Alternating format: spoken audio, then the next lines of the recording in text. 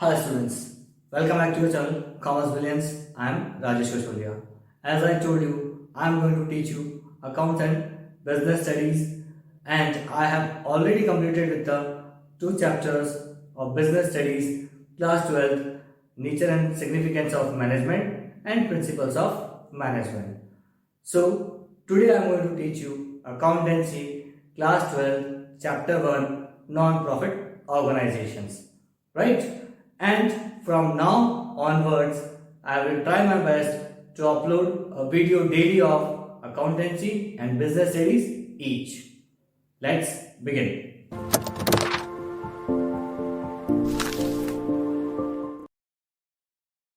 So, now let's start with the chapter 1 of accounts, non-profit organizations. अब बेटा non profit organisations क्या होते हैं? ये वो ऑर्गेनाइजेशंस होते हैं जो एस्टैब्लिश होते हैं सर्विस मोटिव के लिए. किसके लिए? सर्विस मोटिव के लिए. Serving the society as well as its member. Society को सर्व करना और उनके मेंबर्स को सर्व करना. As the name suggest, non profit organisation, therefore they are not established with the aim of earning profit. Therefore इनके यहाँ profit and loss account prepare नहीं किया जाता है. कौन सा अकाउंट प्रिपेयर नहीं होता है? Profit and loss account. ठीक है. तभी कौन कौन से अकाउंट्स बनाते हैं, कौन से फाइनेंशियल स्टेटमेंट बनाते हैं? वो 3 फाइनेंशियल स्टेटमेंट्स बनाते हैं: receipt and payment account, income and expenditure account और बैलेंस शीट. ठीक है. रिसिप्ट एंड पेमेंट अकाउंट जहां सिर्फ रिकॉर्ड किया जाता है कैश ट्रांजैक्शंस को. किसको? कैश ट्रांजैक्शंस को. भले वो कैपिटल नेचर की हो, whether it is of capital nature, that means whether it is a capital receipt or capital expenditure, whether it is a revenue receipt or revenue expenditure. ठीक है. तो ये सिर्फ किसको रिकॉर्ड करता है? कैश ट्रांजैक्शंस को. किसको? कैश ट्रांजैक्शन को. इसीलिए कहा जाता है it is a real account prepared on cash basis, includes capital receipt and capital expenditure, revenue receipt and revenue expenditure. ठीक है. Now, next is your income and expenditure account. अब इनकम एंड एक्सपेंडिचर अकाउंट होता है जो आपका वो nominal account होता है. क्या होता है? Nominal account. तो यहाँ पे सिर्फ इनकम और एक्सपेंडिचर को रिकॉर्ड किया जाता है. कौन सी इनकम? रेवेन्यू इनकम और रेवेन्यू एक्सपेंडिचर. यहाँ पे आपके कैपिटल एक्सपेंडिचर और कैपिटल रिसिप्ट्स को रिकॉर्ड नहीं किया जाता है. ठीक है. ये किसकी बेसिस पे बनता है? अक्रूवल बेसिस के ऊपर. अक्रूवल बेसिस का मतलब क्या होता है? All the income and expenses are to be recorded when they becomes due. इससे कोई फर्क नहीं पड़ता कि वो कब मिल रहे हैं. किससे फर्क पड़ता है? कि वो कब ड्यू हो रहे हैं. अक्रूवल बेसिस के ऊपर ही हम लोग आउटस्टैंडिंग और अक्रूड को डिफाइन करते हैं, उसी को डिस्टिंग्विश करते हैं. किसको? जो इनकम हमें नहीं मिली है या इनकम हमें जो एडवांस में मिल गई है. ठीक है. सब कुछ किसके बेसिस पे होता है? अक्रूवल बेसिस के ऊपर.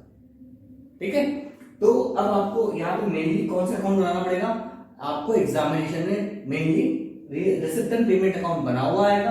आपको उसी से बैलेंस शीट बनानी है, और यहाँ पे बैलेंस शीट आपको 2 बनानी पड़ेगी. एक ओपनिंग बैलेंस शीट और एक क्लोजिंग बैलेंस शीट. और साथ में क्या बनाना पड़ेगा? Income and expenditure. ठीक है. अब जैसे कि मैंने बताया यहाँ पे प्रॉफिट नहीं होता, लेकिन जब आप इनकम एंड एक्सपेंडिचर अकाउंट बनाएंगे तो वहां कुछ तो डिफरेंस आएगा आपका इनकम और एक्सपेंडिचर में. अगर आपकी इनकम ज्यादा है एक्सपेंडिचर से तो वहां पे आएगा सरप्लस, और अगर एक्सपेंडिचर ज्यादा इनकम से तो वहां पे आएगा डेफिसिट. ठीक है. आप प्रॉफिट और लॉस वर्ड यूज नहीं करेंगे. कौन सा वर्ड यूज करेंगे? सरप्लस और डेफिसिट. ठीक है. फिर रिपीट कर रहा हूं, आपका income and expenditure account nominal account होता है. ये सिर्फ रेवेन्यू रिसिप्ट और रेवेन्यू एक्सपेंडिचर को रिकॉर्ड करता है, जबकि आपका रिसिप्ट एंड पेमेंट अकाउंट दोनों चीजों को रिकॉर्ड करता है. कौन सी दोनों चीजें? Capital receipt and capital expenditure, revenue receipt and revenue expenditure. और बाकी नॉर्मल बैलेंस शीट तो है ही, जिसमें हम लोग एसेट्स एंड लायबिलिटीज पहले भी रिकॉर्ड करी हमने. सोल प्रोप्राइटरशिप के जब फाइनेंशियल स्टेटमेंट्स बनाए थे हमने, तो एसेट्स और लायबिलिटीज रिकॉर्ड की थी, वो यहाँ पे भी रिकॉर्ड होती है. ठीक है. अब जब आप ये पढ़ रहे हैं एनपीओ, तो इसमें कुछ टर्म्स है स्पेसिफिक जिनका मतलब आपको पता होना चाहिए, और उनका ट्रीटमेंट पता होना चाहिए कि इनका ट्रीटमेंट क्या करना है हम लोग इसमें नॉन प्रॉफिट ऑर्गेनाइजेशन में. तो वो मैं डिस्कस कर रहा हूँ. सबसे पहले आपका है सब्सक्रिप्शन। अब सब्सक्रिप्शन क्या होता है, जैसे आप किसी क्लब के मेंबर हैं, आप क्या है किसी क्लब के मेंबर हैं, तो मेंबर बने रहने के लिए आपको क्या करना पड़ता है, वहां कुछ फीस जमा करानी पड़ती है, कुछ फीस देनी पड़ती है ना आपको मेंबरशिप के लिए कि आप उसके मेंबर बन जाए, तभी तो वहां की आप सर्विसेज को अवेल कर पाएंगे जब आप उस क्लब के मेंबर होंगे। ठीक है, इसको हम क्या बोलते हैं, periodic payment by a member to keep membership alive. मतलब अपनी मेंबरशिप को अलाइव रखने के लिए मेंबर को क्या पे करना पड़ता है, सब्सक्रिप्शन। ठीक है, वो जो मेंबरशिप फीस पे करता है ना, मेंबरशिप फीस पे करता है अपनी क्या बोलते हैं, मेंबरशिप को अलाइव रखने के लिए, उसको हम क्या बोलते हैं, सब्सक्रिप्शन। ठीक है, next is your life membership fees. अब अगर आप क्या चाहते हो कि आपको बार बार मेंबरशिप लेने की जरूरत ना पड़े, आप किसी क्लब के मेंबर बनना चाहते हो, ठीक है, या किसी भी नॉन प्रॉफिट ऑर्गेनाइजेशन के मेंबर बनना चाहते हो और आप ये चाहते हो कि आपको बार बार फीस पे ना करना पड़े, that means non regular payment of fees, that means कि हर 6 महीने में, हर साल भर में जो भी एनपीओ की कंडीशन है उसके अकॉर्डिंग आपको रेगुलर फीस पे ना करना पड़े, तो आप क्या करोगे, एक साथ उसका सारा पेमेंट कर दोगे फॉर द लाइफ टाइम। वो भी सर्विसेज आपको प्रोवाइड करी जाती है एनपीओ के थ्रू कि आप एक साथ सारा पेमेंट भी कर सकते हो and you will become the member of the NPO for the lifetime. Therefore that is termed as life membership fees. क्या होता है इसमें, lump sum payment to avail services for lifetime. Lifetime के लिए फिर आप उसकी services को अवेल कर सकते हैं। ये होती है क्या, आपकी लाइफ मेंबरशिप फीस, और ये कहां आती है, आपकी बैलेंस शीट में। जबकि जो आप ये पीरियोडिक पेमेंट करते हो यानी रेगुलर पेमेंट करना होता है, ये आपका आता है इसमें इनकम एंड एक्सपेंडिचर में। ठीक है, ये कहलाता है आपका रेवेन्यू रिसिप्ट, किसके लिए, एनपीओ के लिए, और ये क्या कहलाता है कैपिटल रिसिप्ट, किसके लिए, एनपीओ के लिए। अब मैं एक चीज आपको क्लियर कर दूं, अभी कैपिटल रिसिप्ट जब भी मैं बोलूंगा वर्ड, तो आप ये समझ जाना कि वो बैलेंस शीट में आएगा, और जब भी मैं बोलूँ वो रेवेन्यू रिसिप्ट है तो वो इनकम एंड एक्सपेंडिचर में आएगा। वाइसा वर्सा with the capital expenditure and revenue expenditure.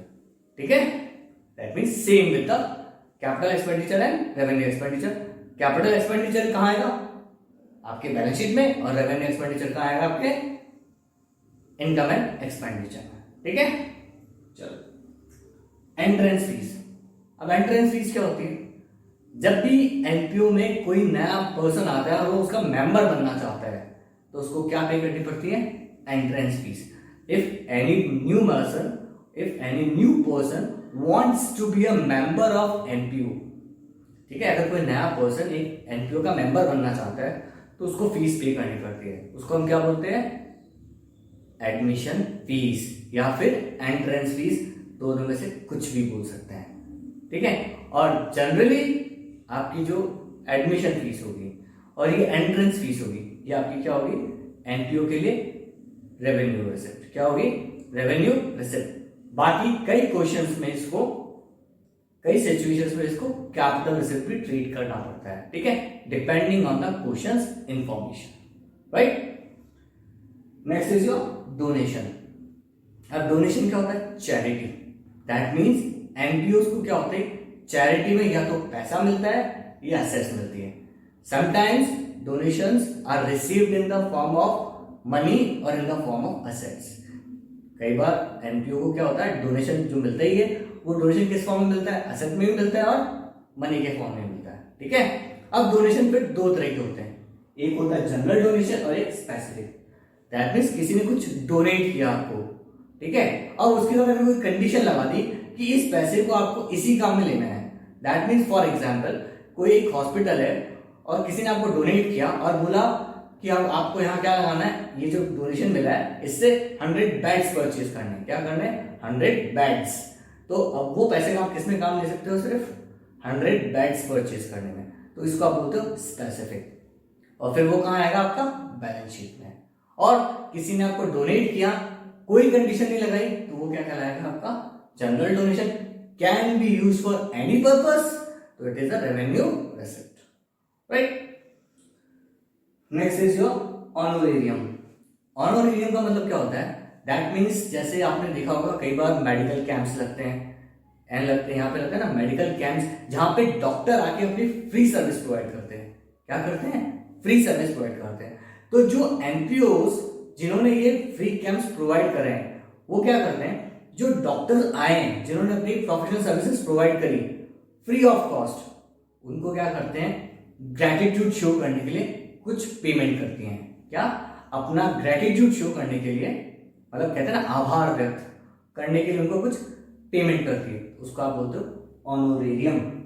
Again ये कैपिटल रेवेन्यू एक्सपेंडिचर है, तो किसमें आएगा? इनकम एंड एक्सपेंडिचर में। And the next is your legacy. What mean by legacy?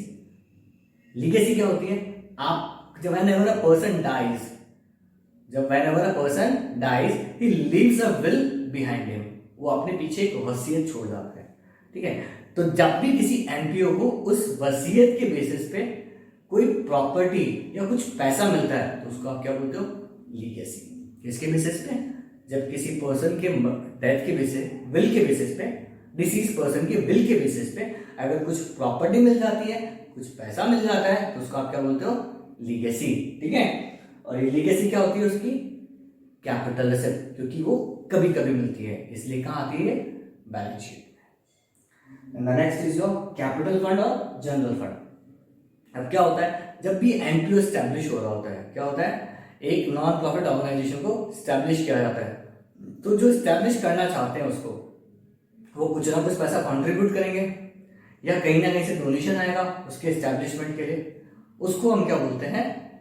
Capital fund या फिर जनरल फंड, राइट। तो whenever the NPO is established या एस्टैब्लिश किया जाता है, जैसे बिजनेस के अंदर पैसा लगाते हैं उसको कैपिटल बोलते हैं ना, क्योंकि वो प्रॉफिट अर्न होता है, प्रॉफिट अर्निंग के मोटिव से बना होता है, इसलिए उसको हम क्या बोलते हैं? कैपिटल। यहाँ पे हम सर्विस मोटिव के लिए होता है कि हमने वो जो पैसा वो कंट्रीब्यूट करके लगा रहे हैं, उससे हमें क्या करनी है? सर्विस प्रोवाइड करनी है। किसको? सोसाइटी को। इसलिए इसका नाम क्या होता है? कैपिटल फंड या फिर जनरल फंड। ठीक है, तो अब ये जनरल फंड और कैपिटल फंड किससे आता है? या तो वो मिलके पैसा लगाते हैं या फिर डोनेशन से, राइट। अब एक मोस्ट इंपॉर्टेंट चीज मैं आपको बताता हूं। जनरली ये कैपिटल फंड और डोनेशन, ये जनरल फंड जो आपको मिलेगा, ये आपको एग्जाम के अंदर या भी आप जो क्वेश्चन सॉल्व आउट करेंगे, वो आपको ओपनिंग बैलेंस शीट के अंदर निकालना पड़ेगा। कैसे निकालोगे वो आप? The difference between the assets and liabilities. जब जो डिफरेंस आएगा एसेट एंड लायबिलिटीज का, वो आपका कैपिटल फंड कहलाएगा। ठीक है, अब इसके बाद हम पढ़ेंगे सब्सक्रिप्शन डिटेल में कि सब्सक्रिप्शन की कैलकुलेशन कैसे की जाती है। Most important topic of the chapter. ध्यान रखना, सब्सक्रिप्शन आपका क्या होता है? रेवेन्यू रिसिप्ट, जो कि कहां प्रेजेंट होता है? इनकम एंड एक्सपेंडिचर में।